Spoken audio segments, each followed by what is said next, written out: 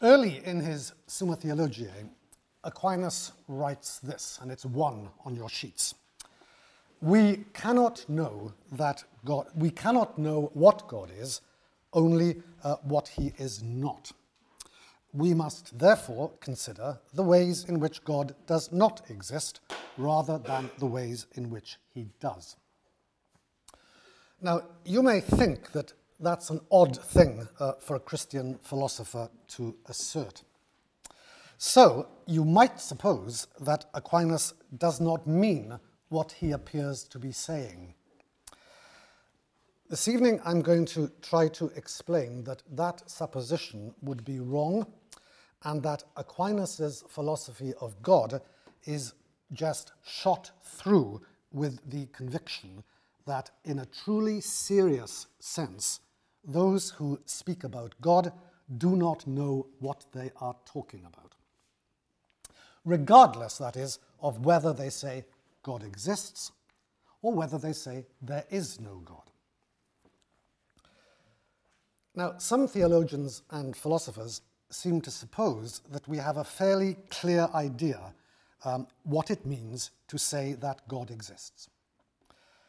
Take, for example, Professor Richard Swinburne, who is, of course, one of the best known of contemporary philosophers of religion. He tells us that someone who believes that there is a God is a theist. And he goes on to say, by God, theists mean, and this is quote 2 on your sheets, theists understand something like a person without a body, that is, a spirit, who is eternal, free, able to do anything, knows everything, is perfectly good, is the proper object of human worship and obedience, the creator and sustainer of the universe. That's Swinburne. Now, according to Swinburne, quote 3 on your sheets, theology uses only ordinary words in their ordinary senses. Okay? So, when talking about God, Swinburne says, the theologian uses ordinary words to denote ordinary properties, but claims that the properties cited are manifested in unusual combinations and circumstances and to unusual degrees.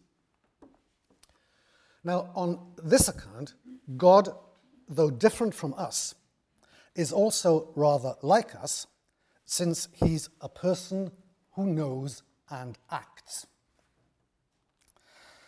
Some theologians have held that God is immutable and outside time, but Professor Swinburne thinks that such theologians are both philosophically mistaken and unfaithful to biblical teaching. Persons are mutable and temporal, he says. Indeed, says Swinburne, we can, in a serious sense, understand what it is like to act as God does in the light of his basic powers, as Swinburne calls them. He says this, quote, we can imagine finding ourselves having a basic power, not merely to move objects, but to create them instantaneously. Swinburne takes it as obvious that if God exists, then God is roughly like what Descartes took himself to be when claiming that he was essentially a thinking thing. Now, of course, Professor Swinburne holds that God is much more powerful than Descartes took himself to be. He also thinks of God as more knowing than we are and as much better behaved. On Swinburne's account, God, nevertheless, is different from us only in a quantitative way. God is not, as I might put it, radically different from us. Now, this is a lecture on Aquinas, and you may wonder why I'm starting by talking about Professor Swinburne. And I'm doing that at this stage because I want, at the outset, to provide some context for understanding Aquinas' approach to God. And I want to stress that Aquinas is as far away from Swinburne as it is possible to get, when it comes to the word God. Aquinas would not have agreed with anything that I have just quoted Swinburne as saying. You can begin to see how this is so by looking at the way in which he presents arguments for God's existence in several of his writings. Aquinas holds that we can come to know that the proposition God exists is true. Indeed, he thinks that we can demonstrate the truth of the proposition God exists. Following Aristotle, Aquinas takes a demonstration to be an argument with true premises that entail its conclusion, and he thinks that knowledge that God exists can only be gained from demonstration. More precisely, Aquinas takes a demonstrative argument to have a certain form, and this is number 4 on your sheets. Aquinas takes a demonstrative argument to have this form. All x is y. For example, all human beings are mammals. All y is z. For example, all mammals breathe air. Therefore, all x is z. For example, therefore, all human beings breathe air. Now, Aquinas is aware that some people have claimed that God exists is somehow self-evident to us. But he rejects that position largely because of what he thinks concerning our ignorance when it comes to God. For example, in response to the suggestion that God has to exist, given that the word God means that than which nothing greater can be signified, Aquinas says, because we do not know what God is, the proposition is not self-evident to us and needs to be demonstrated by things more known to us, that is, by God's effects. Now here Aquinas is arguing that we can know, as opposed to truly believe, that God exists, only because we can reasonably claim that God produces effects from which we can reason to God as one who brings things about. Yet, Aquinas recognizes two kinds of causal demonstration. On the one hand, from cause to effect, and on the other, from effect to cause. Look now at 5 on your sheets. Suppose we reason as follows. 1. Hydrogen is the element with atomic number 1. 2. The element with atomic number 1 is the lightest gas. 3. So hydrogen is the lightest gas. 4. Any balloon filled with the lightest gas rises in air. 5. So any balloon filled with hydrogen rises in air. Now, in an argument like that, we seem to start from a definition of what something is, and we end up arguing syllogistically for the occurrence of a visible effect. Our procedure here would be an example of what Aquinas takes to be an argument from cause to effect, starting with a grasp of the nature of the cause. But now, suppose we reason as follows, and this is 6 on your sheets. Suppose we reason thus. 1. This balloon is rising in the air. 2. Every rising balloon is full of something that makes it rise. 3. So this balloon is full of something that makes it rise. 4. Everything that fills a balloon and makes it rise must be lighter than air. 5. So this balloon is full of something lighter than air. Now here, we make no appeal to what it is precisely that fills this balloon rising in the air. We don't claim to know what exactly it is. Is it hydrogen? Is it helium? Is it just hot air? But we do try to account for what we perceive in terms of a cause of some sort. we reason from effect to cause. Okay, now, according to Aquinas, if we know that God exists is true, if we know that the proposition God exists is true, that can only be by virtue of a demonstration from effect to cause. He thinks that demonstration from cause to effect is impossible when it comes to God exists, since we lack an understanding of what God is, since we do not know God's nature or essence. This means that Aquinas' various arguments for God exists positively presuppose that we do not know what God is. They positively rely on the idea that we do not have a grasp of God's nature or essence. In that case, however, why does Aquinas present them as arguments for it being true that God exists? Doesn't the question, does God exist, already depend on an understanding of what God is? Now, in turning to this question, Aquinas distinguishes between two kinds of definition, which I shall refer to as real definition and nominal definition. According to Aquinas, a real definition tells us what some existing thing is by nature or essence, some existing thing.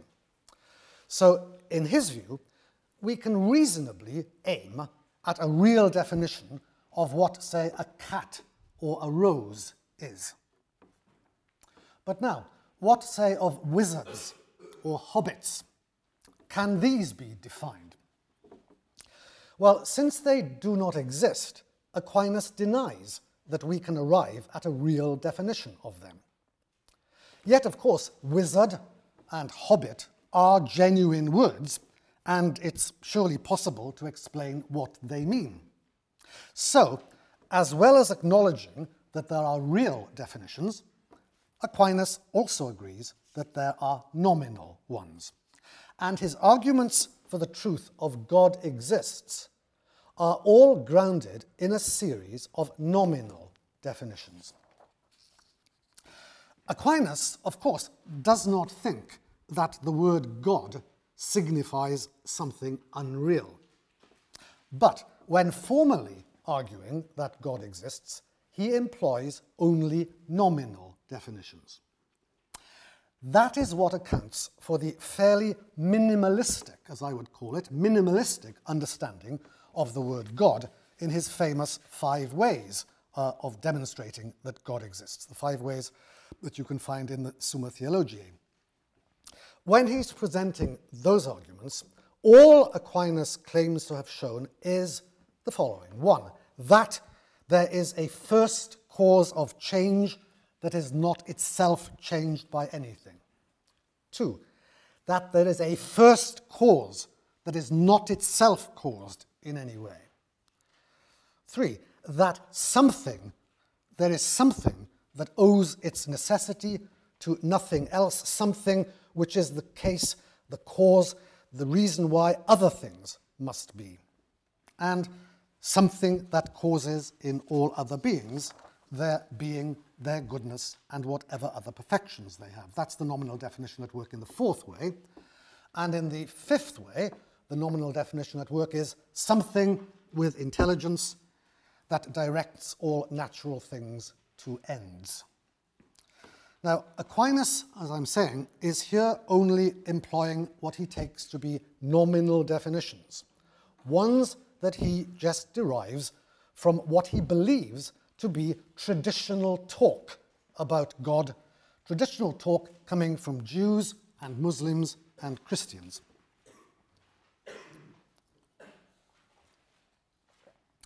Critics of Aquinas have often said that people mean a lot more by the word God than Aquinas does in his 5 ways. Yet, Aquinas, Christian theologian that he was, did not need to be told that. However, in his from effects to cause arguments for God's existence, he sticks to what he takes to be non-controversial, nominal definitions. Non-controversial nominal definitions of God, ones that do not rely on an understanding of God's actually existing nature or essence. This being something that Aquinas takes us to lack. So now, why does Aquinas say that we do not know what God is?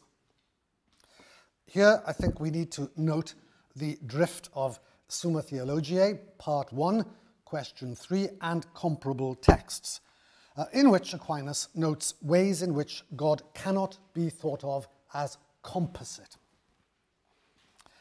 Like Aristotle, Aquinas thinks that there are various ways in which something can be composite. On the other hand, however, Aquinas has a notion of composition that goes beyond anything that Aristotle presents. As it begins, Summa Theologiae 1.3 remains on familiar Aristotelian ground, since Aquinas employs the idea that some things are composite by having both form and matter. Among other things, Aquinas argues that being corporeal, being bodily, is being something with potentiality or ability for change, a potentiality that must be lacking in God. So, he says, and we're on to quote 7 now on your sheets, the first being must of necessity be actual and in no way potential. He goes on, although in any one thing that passes from potentiality to actuality, that goes, he means, from being potentially able to be thus and so to becoming actually thus and so. Although, he says, in any one thing that passes from potentiality to actuality, the potentiality precedes the actuality. Actuality, absolutely speaking, precedes potentiality, for nothing can be changed from a state of potentiality to one of actuality except by something actual. Now, we have seen that the first being is God, so there can be no potentiality in God. In bodies, however, there is always potentiality, because the extended is as such divisible, so God cannot be a body. Now, armed with that conclusion, Aquinas thinks that he has no problem in going on to assert that God cannot be composed of matter and form. And he says this, it's 8 on your sheets, he says, since having dimensions is one of the primary properties of matter, anything composed of matter and form must be a body. As I have shown, however, God is not a body, so he is not composed of matter and form. But in Summa Theologiae 1.3.3, Aquinas goes on to argue for a further lack of composition in God. He says that there is in God no composition of suppositum, Latin word suppositum, and nature. And at this point, he's digging deeper into what he takes God not to be. Now, by the Latin word suppositum, Aquinas means, if I can put it this way, this individual thing as opposed to another one. So he would say, for example, that Socrates is a suppositum and is, as such, an individual subject. For suppositum, basically read individual subject. He's Socrates and not, say, Plato or any other human being. You have this individual, Socrates. Aquinas would also say that beings like Socrates, like all material substances, are composites of suppositum and nature. Latin here, natura. Composites of suppositum and nature or essence. He means that they display or have a nature or essence that is not simply to be identified with the individual subjects that they are. He thinks Socrates is a human being, yet, he thinks, there are many things with the same nature or essence as Socrates. Such things, says Aquinas, are, like Socrates, not to be identified with the nature or essence that they have. Rather, they are a composition of suppositum and nature. Yet, Aquinas maintains, in God there is no such composition. So, he says, God, the individual that God is, and God's nature, if you like, what God is, are one and the same immaterial thing. That's what he thinks.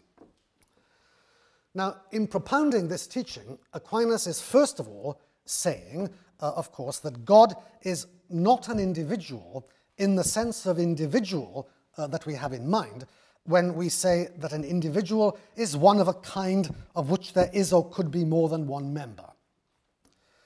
Now, as I've noted, Professor Swinburne thinks it's important to insist that God is a person.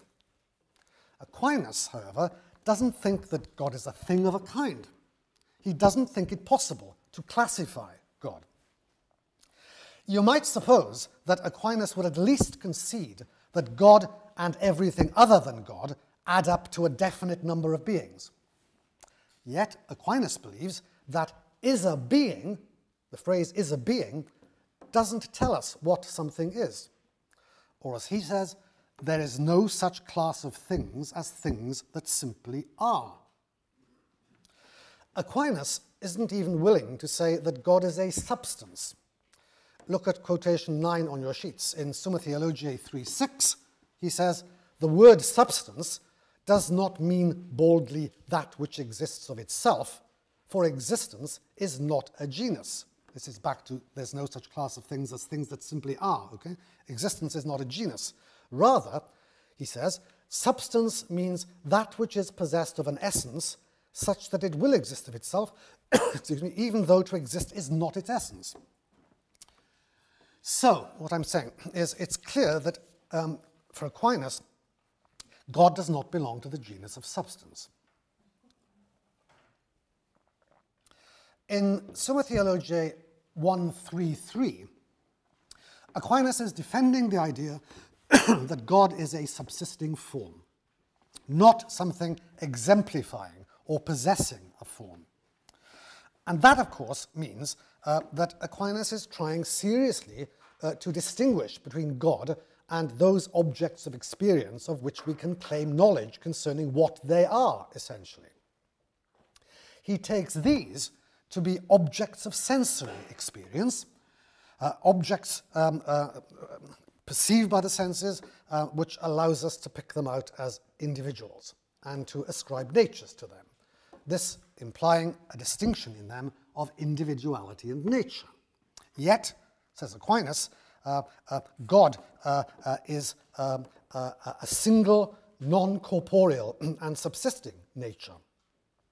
Aquinas thinks of God as something whose individuality has to be thought of as its nature, something that does not have a nature, but is a subsisting nature. So, he says, I think you don't have this on your sheets, God is identical with his own divinity, his own life, and with whatever else is predicated of him. What he means there is that, say, God's goodness is not something different from God's power, and that neither of these is different from God.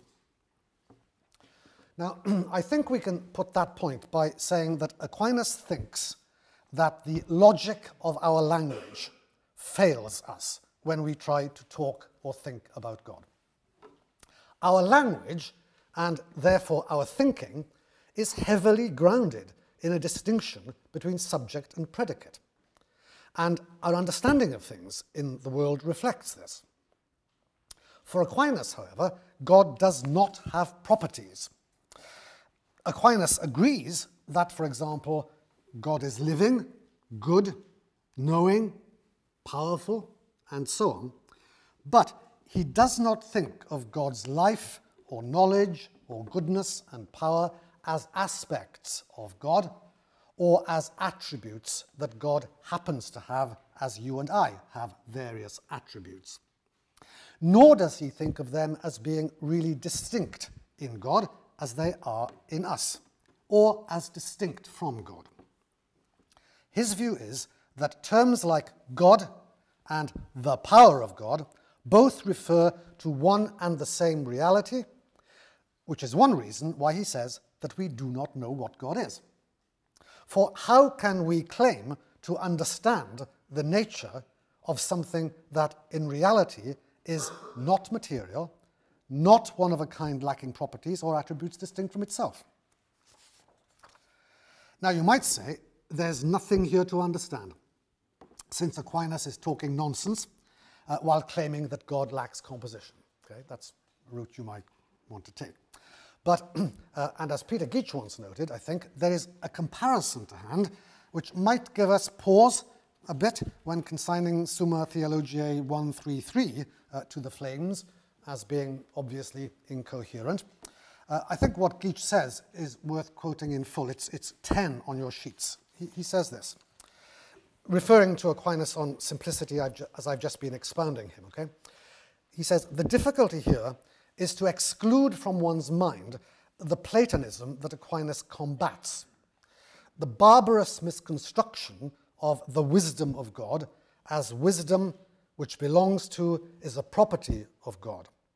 If we do think along these lines, Aquinas will appear to be saying that wisdom and power are different, but God possesses both, and in him they are not different but identical, which is sheer self-contradiction. The analogy of mathematical functions proves valuable here. The square of and the double of signify two quite different functions, but for the argument 2, these two both take the number 4 as their value. Similarly, the wisdom of and the power of signify different forms, but the individualizations of these forms, in God's case, are not distinct from one another, nor is either distinct from God, just as the number 1 is in no way distinct from its own square. And I'd add at this point that even if we reject the comparison to which Geach refers, Aquinas' claim that God is all that God has, if you like, that there's no distinction in God of suppositum and nature, that claim, as Aquinas maintains it, does not seem to be manifestly absurd, since it is not offered as a description of God. In Summa Theologiae 3, Aquinas is concerned to deny various things when it comes to God, not to paint a portrait of God. He wants to say that God is not to be thought of as being like those things, the nature of which can be distinguished from the individuals that they are. That God is not one of a kind. That God is not something having distinct properties. You may think that in the first part of the Summa Theologiae, question 3, Aquinas is describing God in positive terms, but he is actually noting what cannot be thought when it comes to God. That is because he's merely trying to flag ways in which God does not exist, on the understanding that to say God is not X, Y, or Z is not to be committed to any account of what God positively is. Okay, so much then for Summa Theologiae 133. In 134, however, Aquinas introduces another thought that runs through his writings in general, and it has to do with lack of composition, once again. This thought is not at all an Aristotelian one, and it amounts to the claim that God is non-composite, since in God there is no distinction of what Aquinas calls essence, Latin here is essentia, and existence, Latin here is esse. As he dwells on this notion, Aquinas suggests that our knowledge of God is even more limited than we might take it to be, even if we concede that in God there is no composition of suppositum and nature. So I've tried to explain that Aquinas wants to deny that in God there's composition of matter and form. I've tried to explain how he denies that in God there's composition of suppositum and nature. Now I'm pointing out that he also wants to say that in God there is no composition of essentia, essence, and esse, existence. Now, in saying this, Aquinas is drawing on his claim that God is the first cause of all creatures from nothing, ex nihilo. He's drawing on that claim. By it, he means that the existence of everything other than God derives at all times from God directly and without intermediaries. He also means that what God is, that is, God's nature, can't be caused to exist by anything, and can therefore, with difficulty, be spoken of as subsisting existence, lacking any conceivable potentiality. So, says Aquinas, God is not just his own essence, God, he says, is also his own existence. Hence, and drawing on the reasoning of Summa Theologiae 134, Aquinas can say in Summa Theologiae 1:13-11 that, quote, the most appropriate name for God is he who is. Latin here is qui est. That, he thinks, is the most appropriate name for God. He says, quote, since the existence of God is his essence, and since this is true of nothing else, it's clear that this name, qui est, the one who is especially fitting for God, for we name everything by its form. Then he goes on to say this, and it's 11 on your sheets. All other names are either less general, or if not, they at least add some nuance of meaning which restricts and determines the original sense. In this life, our minds cannot grasp what God is in himself. Whatever way we have of thinking of him is a way of failing to understand him as he really is. So, the less determinate our names are, and the more general and simple they are, the more appropriately do we apply them to God. That is why Damascene, early Christian author, that is why Damascene says, the first of all names used of God is the one who is. For he comprehends all in himself, he has his existence as an ocean of being, infinite and unlimited. Any other name selects some particular aspect of the being of the thing, but the one who is fixes on no aspect of being, but stands open to all and refers to God as to an infinite ocean of being. Now, the philosophical value of this way of talking has been challenged by a number of authors, especially ones anxious to defend the claim that being or existence can't be attributed to individuals. According to this claim, X exists tells us something about concepts, not objects, and is equivalent to sentences of the form something or other is F, where F is equivalent to expressions like is canine or is hungry. Be that as it may, Aquinas certainly wants to speak of God as existence itself, and his putting that wish into practice contributes to his consistent teaching that we do not know what God is.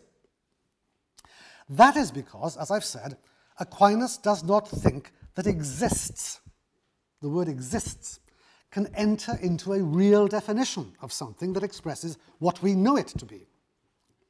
When speaking of God as being itself, Aquinas is not trying to define God. He is saying that since God accounts for the existence of everything other than God, God is not something derived from anything. In short, he is saying that God is not created. Now, at this point, I should pay some attention to what Aquinas means when he speaks about God being the creator, because this is something that does not just lead Aquinas to say that we do not know what God is, but is part and parcel of his teaching to that effect. As I've said, Aquinas argues causally for the truth of God exists. In doing so, he claims that God accounts for there being change, for there being numerous causes of different kinds, and for there being things which exist but do not themselves account for their actually existing. And we might put all that by saying that Aquinas argues that God exists and is the creator of all things other than God. Now, the belief that God is the creator of all things is often taken to mean only that God, so to speak, got the universe going some time ago. So some people who believe that God exists think it critical to reject any theory that seems to suggest that the universe had no beginning. Yet Aquinas is not of their mind. He maintains that for God to create is for God to make something to exist for as long as it exists, and whether or not it had a beginning of existence. As it happens, Aquinas believed that the world did begin to exist. But, like Aristotle, he did not think that this fact can be established philosophically. For Aquinas, that the universe had a beginning is just a matter of faith. Yet Aquinas doesn't think that we should reject belief in God as creator should we happen to conclude that the universe had no beginning. For, he holds, to speak of God as creator is to speak of God as accounting for the sheer existence of things at any time. In other words, if I may put it this way, Aquinas' view is that God is the creator of everything, since God accounts for there being something rather than nothing at all. So at one point he says this, and it's quote 12 on your sheets. He says this: "It is not enough to consider how some particular being issues from some particular cause, for we should also attend to the issuing of the whole of being from the universal cause, which is God. It is this springing forth that we designate by the term creation. If we consider the coming forth of the whole of all being from its first origins, we cannot presuppose to it any being. But no being and nothing are synonymous. As, therefore, the begetting of a human being is out of that non-being, which is non-human being, so creation, the introduction of being entirely, is out of the non-being, which is nothing at all." In Aquinas' view, God is the cause of things that have being but do not exist by nature. So, in Summa Theologiae 146, he can say, quote, "The world exists just as long as God wills it to, since its existence depends on his will as on its cause." We need to realize, I'm saying, is that in Aquinas' thinking, is being created by God is truly to be affirmed of any creature at any time, is being created by God. We also need to note the extent to which Aquinas maintains that creates, in the phrase God creates, takes us beyond causality as he thinks that we understand it. In speaking of God as creator, Aquinas, while drawing on Aristotle's thinking about causes, is focusing on God as an efficient or agent cause. That's the language he uses, and so does Aristotle. That is to say, he's thinking of God as something that produces effects in something. That's what an agent or efficient cause is for Aquinas and Aristotle both. But on the other hand, Aquinas maintains, unlike Aristotle, that God can't be an efficient or agent cause in what we might call the usual or Aristotelian sense.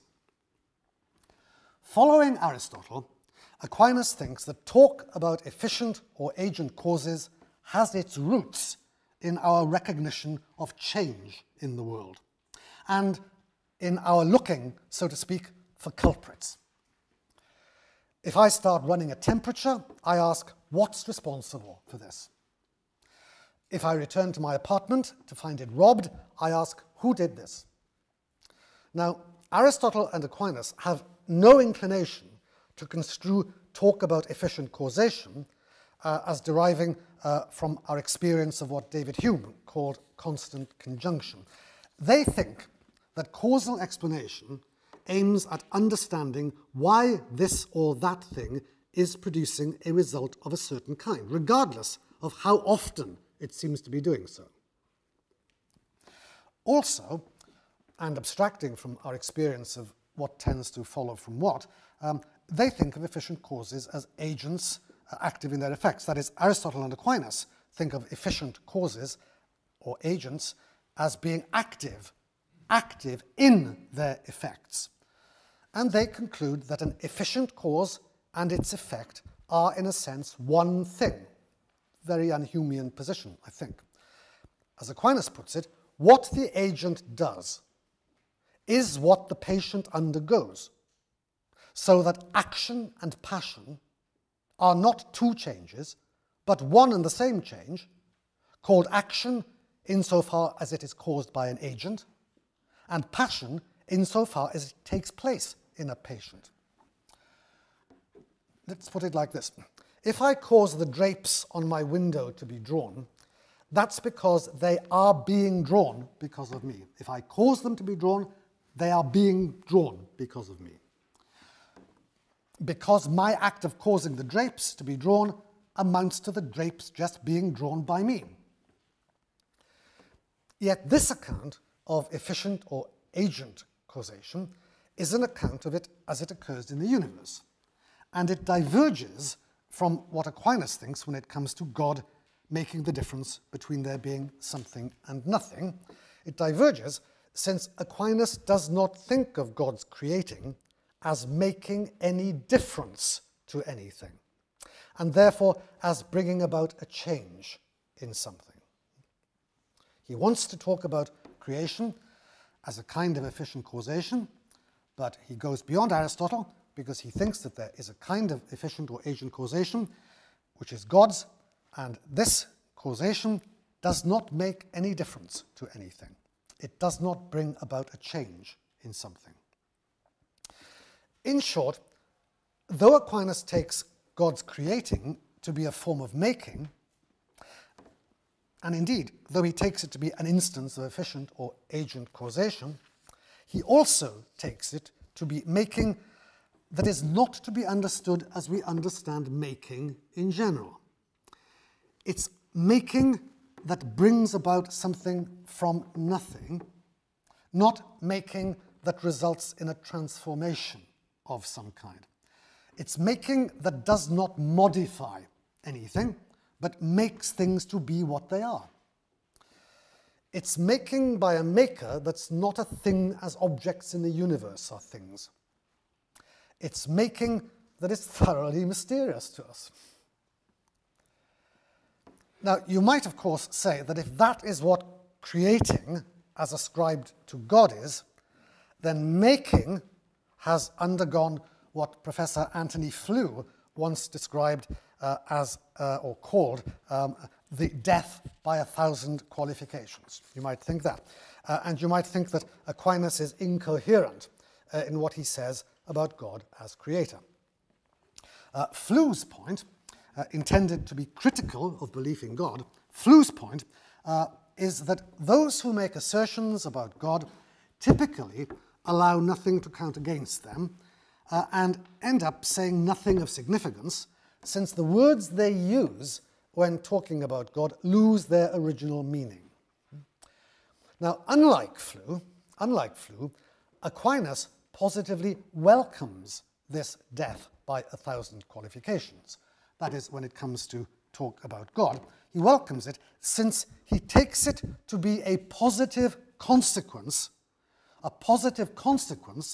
of rightly seeking to account for there being something rather than nothing, since he takes it as implied by his basic reason, I think I can say, his basic reason for supposing God to exist in the first place. He has different arguments for God's existence, but I think there's a particular thread running through them all. That's what I mean by a basic reason, and I can elaborate on that if you wish later on. Anyway, as I've said, when trying to say why we should think that God exists is true, Aquinas doesn't start from an understanding of what God is. He starts from questions that he thinks to arise when it comes to what is in the universe, questions that lead him to a question about the very existence of the universe. That's what's going on in Aquinas.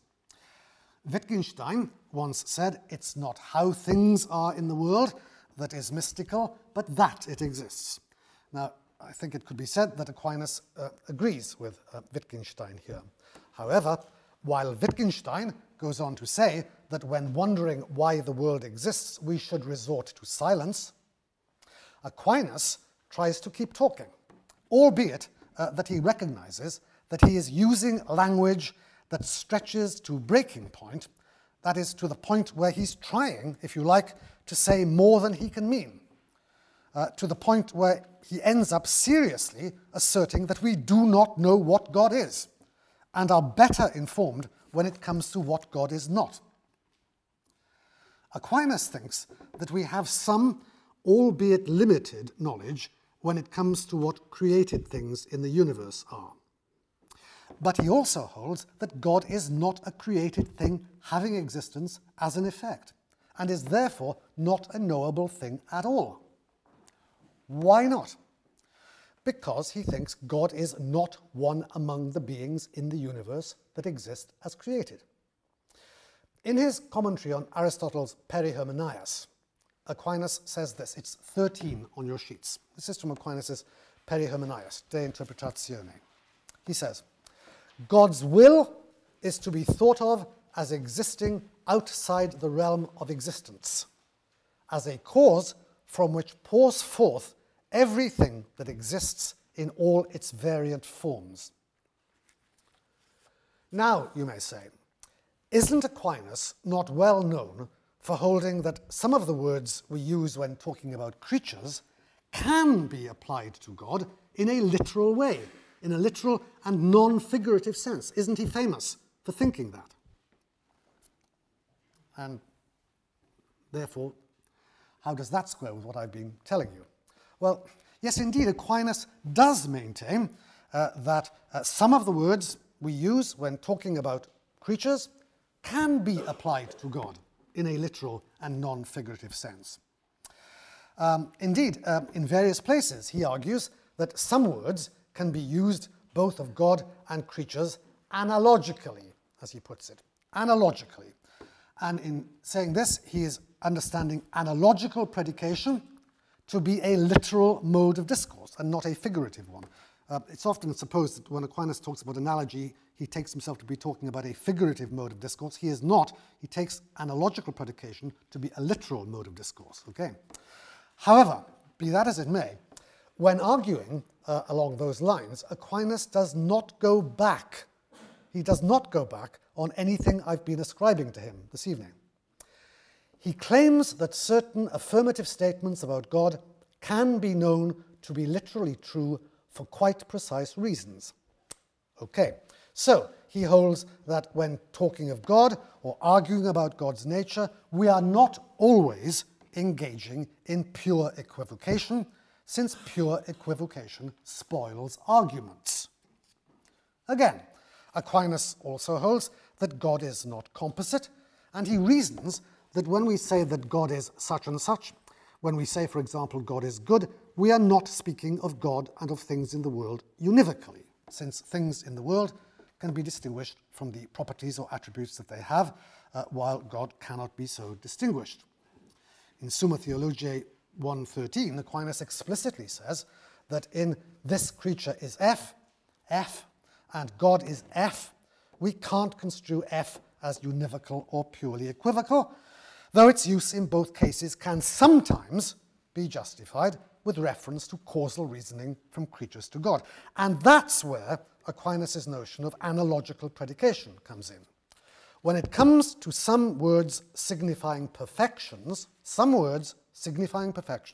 says Aquinas, we can name God from creatures without speaking metaphorically or by means of simile, since God accounts for the existence of perfections in creatures, who can therefore be said to resemble God to some extent, on the principle that you can't give what you haven't got.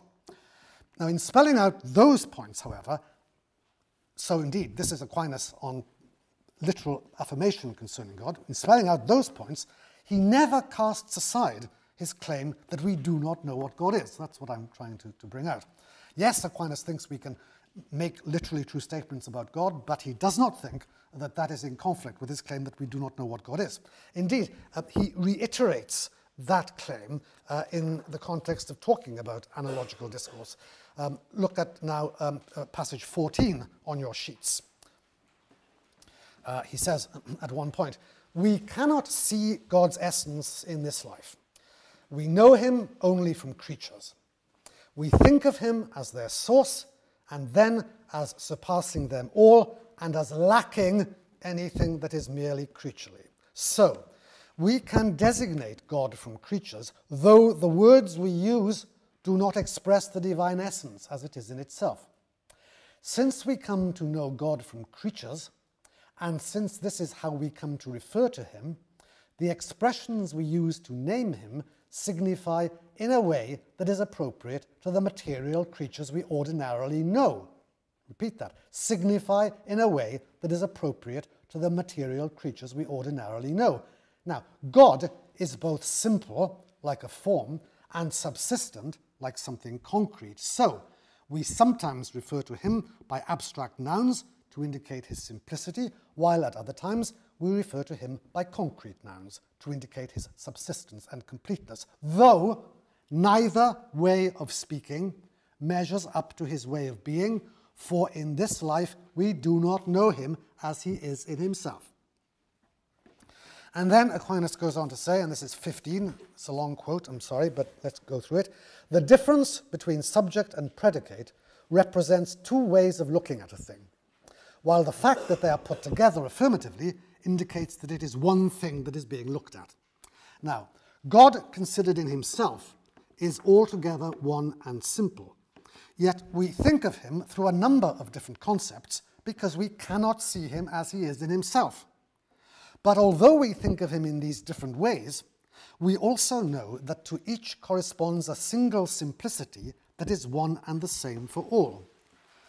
Our minds cannot understand subsisting simple forms as they are in themselves. We understand them in the way that we understand composite things, in which there is the subject of a form and something that exists in that subject.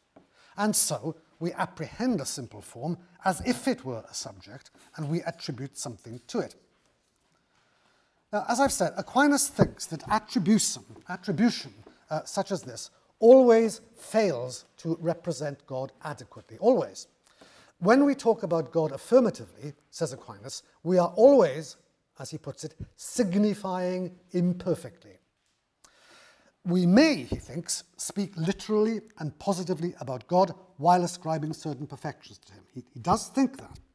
Indeed, he says at one point, as far as the perfections signified are concerned, we use the words literally of God, and in fact more appropriately than we use them of creatures, for these perfections belong primarily to God and only secondarily to other things.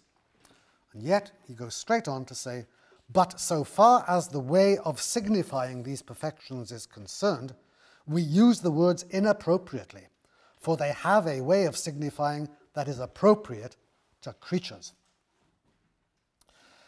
Now, it's the purpose of texts like Summa Theologiae 1:13 to show in what way theological language must differ from ordinary usage. Go back to the quote from Swinburne at the beginning. Ordinary words in ordinary ways. For Aquinas, theological language must differ from ordinary usage. And that's because Aquinas is deeply struck by our ignorance concerning what God is. Ignorance that leaves Aquinas effectively saying that we do not know what the word God really signifies, albeit that we can provide nominal definitions of the word. Or, as my late friend Herbert McCabe once put it, and this is quotation 13 on your sheets, St. Thomas thought that things in some way pointed beyond themselves to something which is not a thing, which is altogether outside the universe of things and cannot be included in any classification with them. Given this idea, it's not too difficult to understand his notion that words can point beyond their ordinary meanings. And this, he thought, is what happens when we talk about God. We can use words to mean more than we can understand. Now, if McCabe's right there, we should conclude that when Aquinas talks about God, he is doing something seriously different from what Professor Swinburne and anyone who agrees with him seems to be doing when he tells us that God is a person, albeit one better and more powerful and more knowledgeable than us. And I take this fact to mean that Aquinas represents a challenge to what many contemporary philosophers of religion, whether or not they believe in God, a challenge to what many contemporary philosophers of religion have to say when it comes to what God exists means.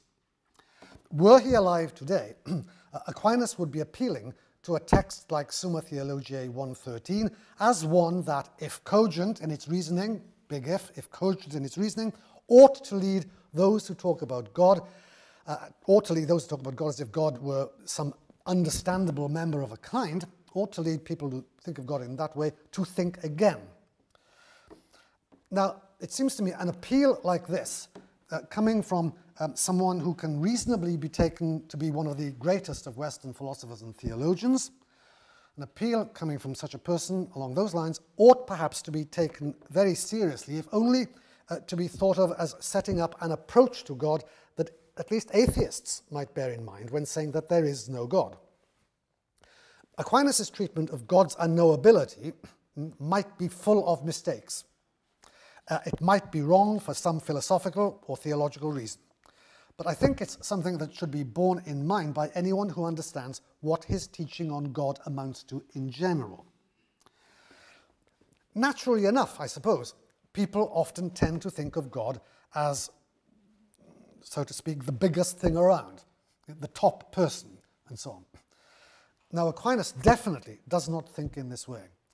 He's very much an agnostic, you might say, not because he doesn't believe that God exists, but because, to put it in this way, while you may say modern agnosticism says simply, we don't know, and the universe is a mysterious riddle, Aquinas says, we don't know what the answer is, but we do know that there's a mystery behind it all which we do not know, and if there were not, there would not even be a riddle. This unknown we call God, and if there were no God, there would be no universe to be mysterious and nobody to be mystified. And that is fundamentally what Aquinas is saying when it comes to what God is not. Thank you.